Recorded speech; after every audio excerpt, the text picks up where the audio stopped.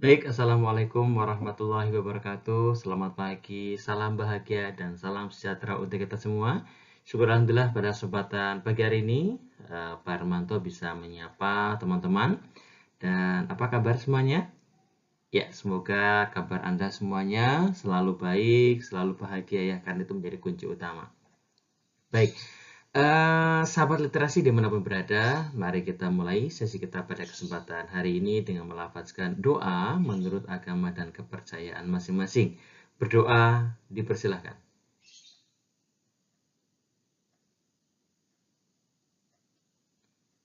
Selesai? Semoga apa yang kita lakukan hari ini bisa menuai nilai-nilai kebaikan.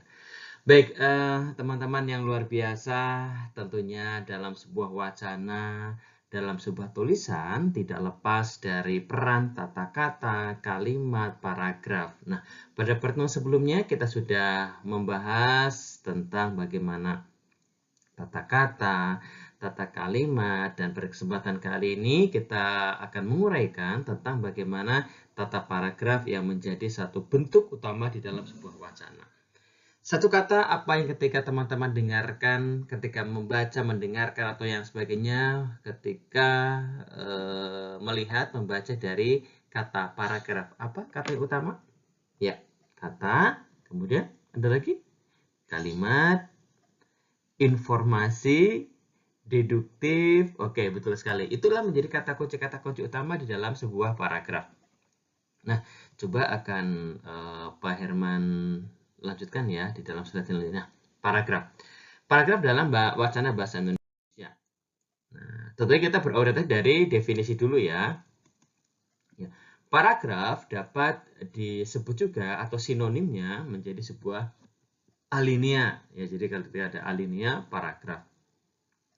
Itu sama saja ya. Kemudian secara lengkap dapat diartikan paragraf adalah kesatuan pikiran yang lebih luas atau lebih tinggi cakupannya dari kalimat, atau dapat diartikan juga sebagai himpunan. Himpunan itu berarti kan kelompok ya.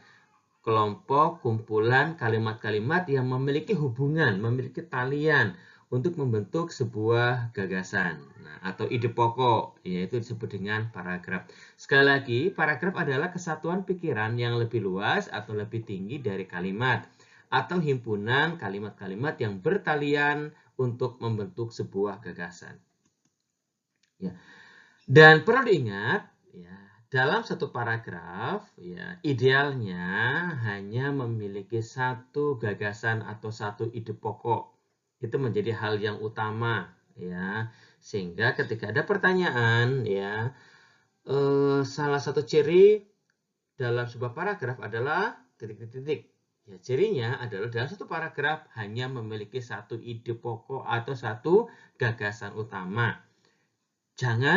Sebaiknya jangan dalam satu paragraf itu melebihi dari satu gagasan utama, nanti akan membingungkan, ya, akan membuat ambigu dari sebuah paragraf, artinya bertumpuk-tumpuk informasi gitu ya. Oke. Selanjutnya, ya. Nah, ini sebagai ajang latihan, ya. Sebagai ajang latihan, ya. Ini kalimat pertama, ya. Oh, kelihatan ini ya tulisannya ya. Kalimat pertama, kalimat kedua, kalimat ketiga, kalimat keempat, kalimat kelima, dan kalimat keenam. Ada 6 kalimat, ya, ada 6 kalimat yang tersusun dalam sebuah paragraf di sini. Nah, di sini, waduh, ini bisa digeser nggak ya? Ini tulisannya malah kepotong oleh Pak Ranto. Ya, nanti PPT-nya Pak Ranto share di grup ya. Ini sebagai bentuk penjelasan saja. Kita bisa melihat di sini ada kalimat pertama, muatan-muatan kurikulum pun lantas dikait-kaitan dengan upaya membendung bahaya dan laten tawuran itu. Yang kedua, entah kebetulan atau tidak, pengguliran kurikulum baru ini bersamaan dengan intensitas persoalan tawuran antar pelajar di Jakarta. Kemudian ketiga, kurikulum baru berfokus pada attitude, kemudian skill, dan knowledge. Kemudian yang keempat, sementara tingkat SMP difokuskan untuk mengasah keterampilan dan untuk tingkat SMA dimulai membangun pengetahuan. Poin kelima, untuk tingkat SD diprioritaskan untuk membentuk karakter. Ini ya, kalau nggak salah membentuk karakter. Ini yang keenam, kurikulum baru yang akan diberlakukan pada tahun 2013-2014 ini memiliki sasaran dalam setiap jenjang. Oke. Nanti coba akan Pareto edit ya, atau kemudian Pareto kirimkan file ini sehingga nanti menjadi sebuah kalimat yang utuh. Oke, susunlah kalimat-kalimat berikut menjadi paragraf. Oke, ada ya? Silakan. Ya, ini bisa disusun. Nanti jawabannya dari mana ya? Jawabannya ya silakan dicatat dulu ya. Yang penting jawabannya dicatat dulu. Nanti kita apa namanya sepakati untuk pengumpulan sebagai latihan ini di mana. Oke, paham ya? Oke, jadi ada enam kalimat ya. Mohon maaf ya, ini sebenarnya kiranya tidak berlebihan jika mengaitkan TOT dan upaya sistematis pencegahan. Ini sebenarnya ini satu kalimat ya, ini malah apa namanya nomor 1, 2, 3, 4, 5, 6-nya ini malah di bawah. Ini harusnya itu masuk, kalau ini harusnya ini ada 7 kalimat. Ya teman-teman ya, ada 7 kalimat ini ya. Oke, ada 7 kalimat. Jadi silahkan diperhatikan ya. Ini belum Pareto edit lebih lanjut. Oke. Nah, macam paragraf, sifat, dan tujuan. Ya, paragraf pembuka, jelas ya, sebelum mengawali sebuah paragraf ini disebut dengan paragraf pembuka. Ini tujuannya untuk apa? Gitu ya, sifat dan tujuannya membentuk atau mengantarkan isi karangan pada pembaca. Oke. Yang kedua, paragraf penghubung. Ini paragraf fungsi dan tujuannya ya. Paragraf antara pembuka dan penutup, atau bisa dikatakan juga sebagai isi dari tulisan tersebut. Nah, baru kemudian paragraf penutup ini untuk mengakhiri karangan ya, atau final comment juga ini bisa ya dikatakan itu. Nah, isiannya pada paragraf pembuka ini mengantarkan isi dan menyiapkan pikiran pembaca, sehingga apa? Paragraf pembuka usahakan semenarik mungkin, sekreatif mungkin, pilihan katanya yang tepat, pilihan katanya yang bombastis, sehingga apa? Pembaca ini tertarik untuk bisa membaca kalimat-kalimat paragraf selanjutnya. Jangan sampai ya paragraf pembuka ini tidak menarik sehingga nanti kesan pertama tidak menggoda. Coba kalau kesan pertama menggoda itu biasanya akan bergairah untuk bisa membaca selanjutnya. Begitu ya prinsipnya ya. Nah, betul kan? Bersifat menarik minat dan perhatian. Contohnya ini ya. Bahasa memegang peranan penting dalam kehidupan manusia. Bahasa adalah alat komunikasi verbal yang dimiliki manusia dan merupakan sarana perhubungan rohani yang sangat penting dalam hidup bersama.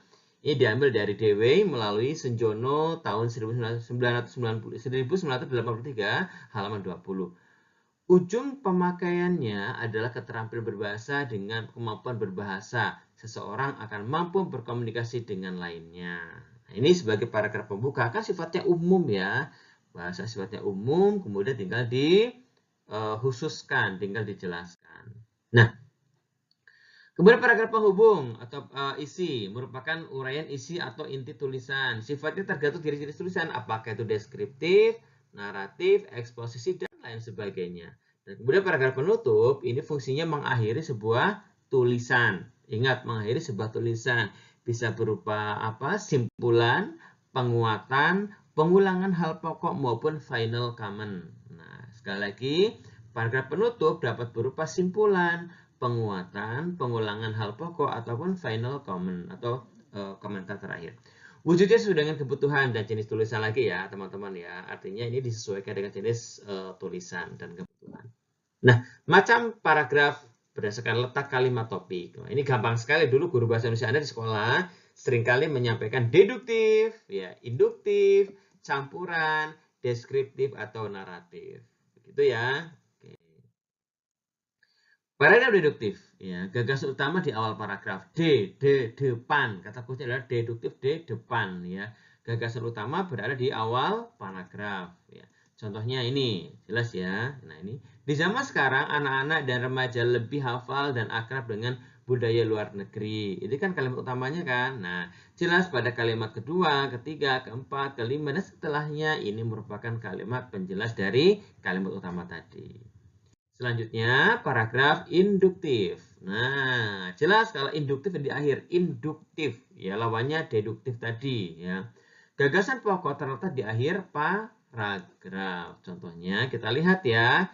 Nah, kalimat pertama, kalimat kedua. Coba ada yang bisa membantu membaca dari kalimat pertama ke kalimat terakhir? Yuk, 3, 2, 1. Yuk baca. Oke, jelas ya kalimat pertama, dan selanjutnya ini merupakan kalimat penjelas, dan pada kalimat terakhir gejala ini menunjukkan bahwa ini kan merupakan inti utama di dalam kalimat tersebut. Nah, campuran, campuran ya. Ya, jelas ya, karena campuran ini di awal dan di akhir itu ada. Ya, ada apa? Ada kalimat utama atau gagasan utama. Kita lihat di kalimat pertama, ya ini merupakan kalimat utama, dan juga di bagian akhir ini juga merupakan kalimat utama. Begitu ya teman-teman ya.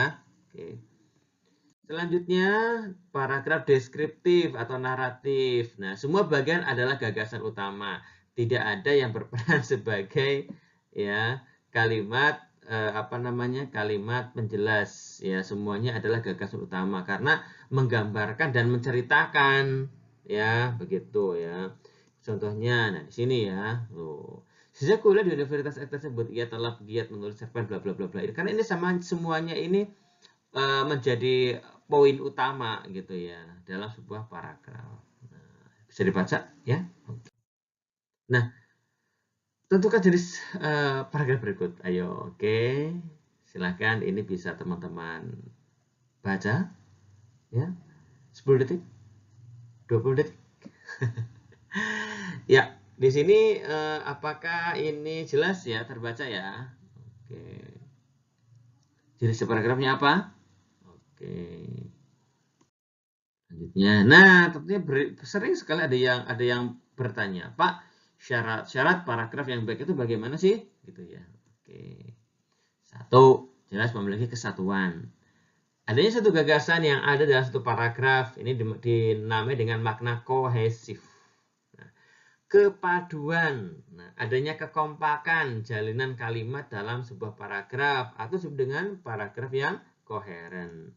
Kemudian cukup pengembangan, ya ada kalimat topik dan kalimat pengembang, ya jadi cukup seperlunya saja. Nah, hari praktek, ya.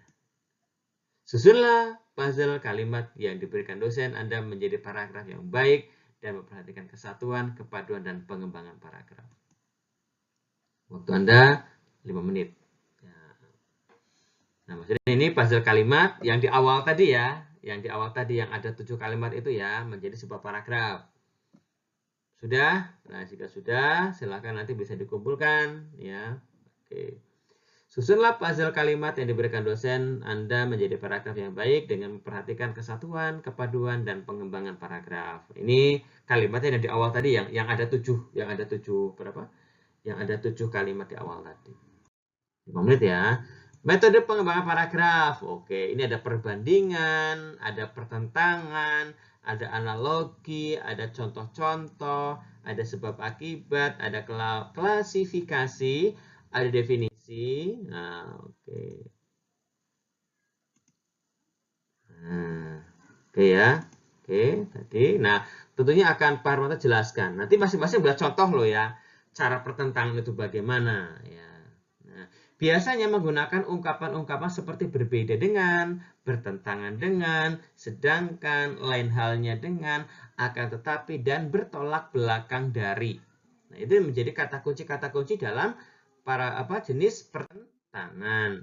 Nah, sekarang perbandingan ya. Biasanya menggunakan ungkapan-ungkapan seperti serupa dengan, seperti halnya, demikian juga, sama dengan, sejalan dengan, akan tetapi, sedangkan, dan sementara itu. Itu cara berbanding, dibandingkan ya. Tentunya kalau bandingkan berarti minimal 2 subjek. Ya, kalau yang subjek apa yang dibandingkan gitu ya. Nah, cara analogi. Nah, analogi ini bentuk pengungkapan suatu objek yang dijelaskan dengan objek lain yang memiliki kesamaan atau kemiripan.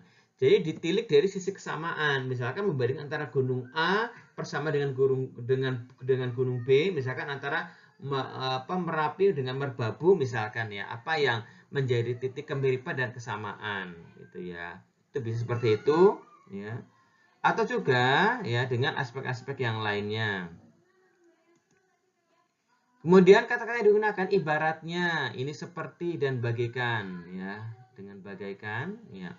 Ya mohon maaf tadi contohnya agak belum tepat ya kalau bandingkan antara gunung A dengan gunung B itu bukan, tapi antara analogi dengan apa ya, mengibaratkan ya, seperti bagaikan ya, seperti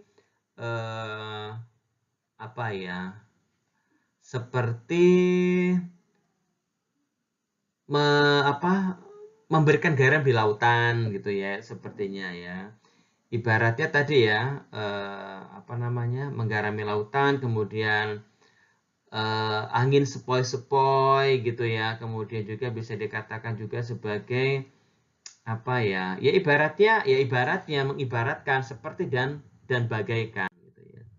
Cara atau contoh-contoh kata-kata yang digunakan seperti misalnya contohnya ya, gampang ya kalau ini ya, kata-kata digunakan seperti misalnya contohnya dan lain-lain. Nah, cara sebab akibat. Nah, ini sebab akibat ya. Ungkapan yang digunakan padahal, akibatnya, oleh karena itu, dan karena. Ini gampang ya. Biasanya dilakukan untuk menerangkan suatu kejadian ya. Oke.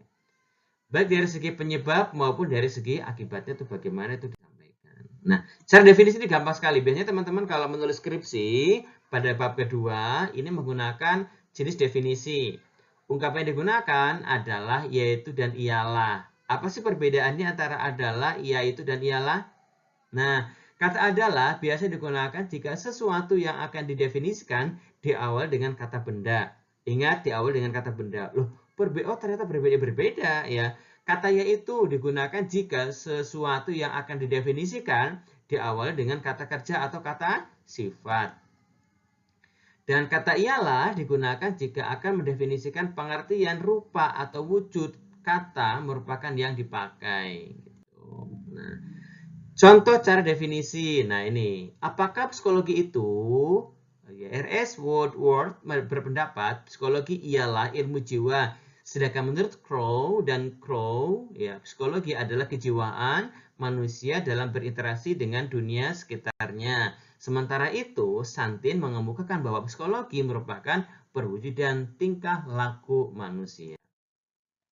Nah, cara klasifikasi pengelompokan ya, pengembangan melalui pengelompokan berdasarkan ciri-ciri tertentu ya, dibagi menjadi, digolongkan menjadi, terbagi menjadi, dan mengklasifikasikan. Ini adalah kata kuncinya.